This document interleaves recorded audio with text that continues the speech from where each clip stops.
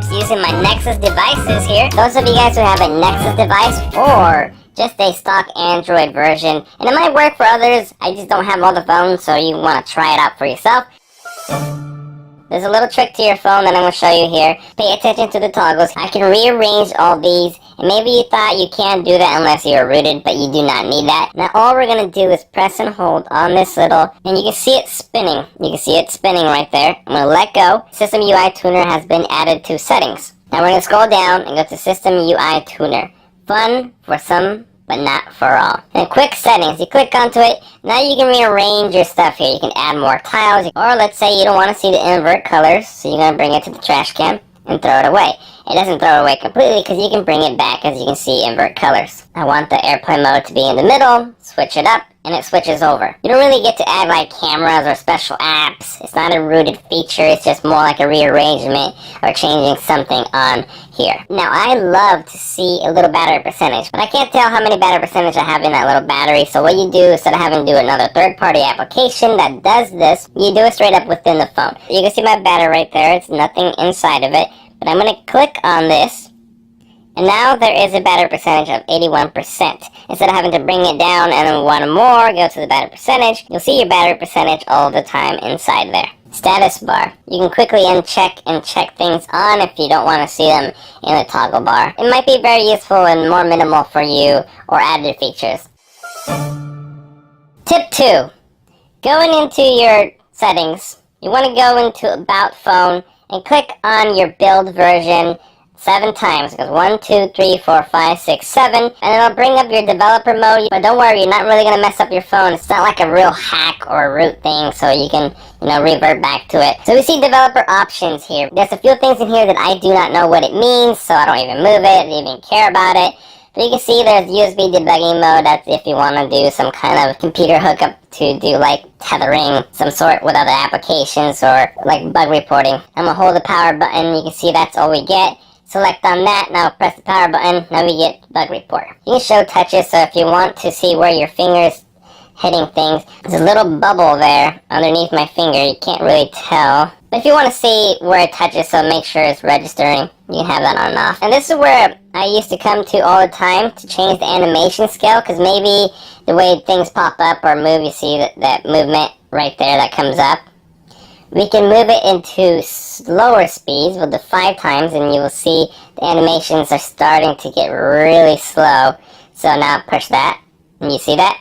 The animations move very smoothly and very slowly. So if you want to make your phone feel faster, you want to set it at like 0.5 or even turn them off completely.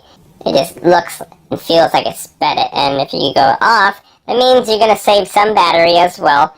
And everything's just going to just show up. It's not going to have any animation, just going to show up. Strict mode, show CPU usage. You click on that. You got your CPUs there showing up. Every time you leave an activity, it'll close it so it's not running in the background. You can see background process limit. If there's apps that you don't really use but you still want to keep installed, you can just touch on that. And inactive means it's not going to try to run or keep working in the background. It's going to stop it. So you got ways to turning them off if they're not active but you still want to keep them. And that's also a step if you wanted to root.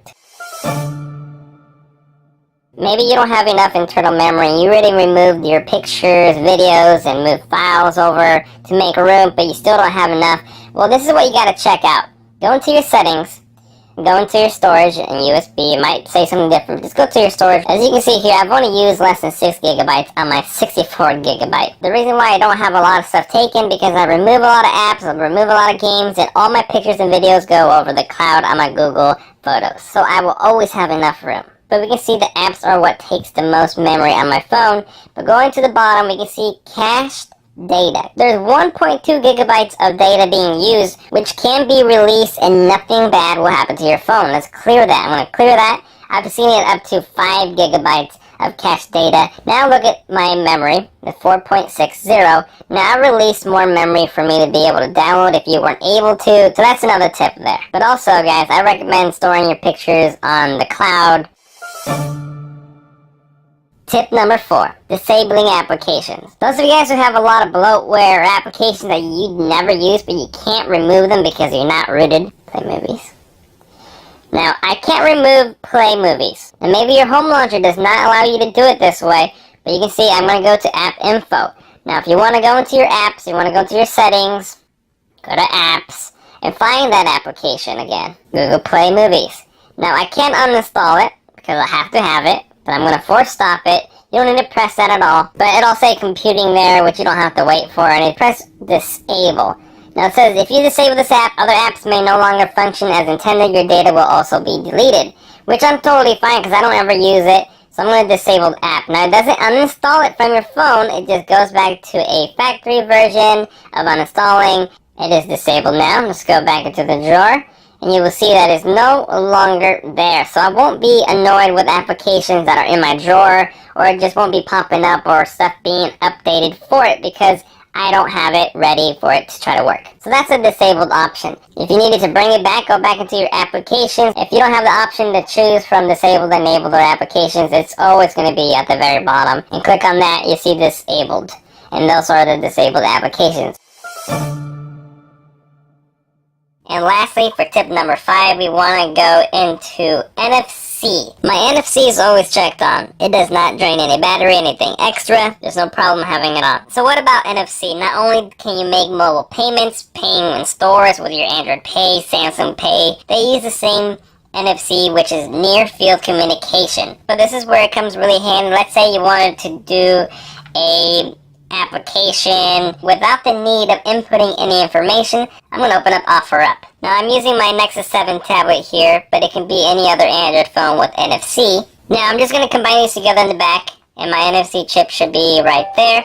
Now you can see it got smaller, and I'm going to touch this, and it's going to beam it right over to the tablet here.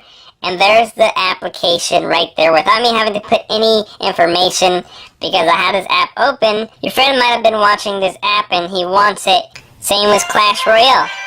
Put it over, cast it over, and there we have it, Clash Royale. NFC is great for a lot of reasons. You can even buy little tags to make profiles and a lot of things about NFC. NFC has been around for Android for around like 5 years or more probably. A lot of people don't understand them, and I haven't obviously educated a lot of people about it, but I've used it and I love it, and it's pretty much been a mobile standard ever since. So go educate yourself on NFC. Other people have great videos out there for you to check them out. So there you guys have it. Those are my 5 tips using my Nexus devices here. This is 2015, Nexus 6P, Nexus 7. The only devices I have right now. Even though I performed all these on my Nexus device, doesn't mean that you have to have this phone in order for those features to work. But it's definitely worth it for you to go test it out for yourself. And there you guys have it. Thanks for watching, and as always, I will see you guys next time. Later.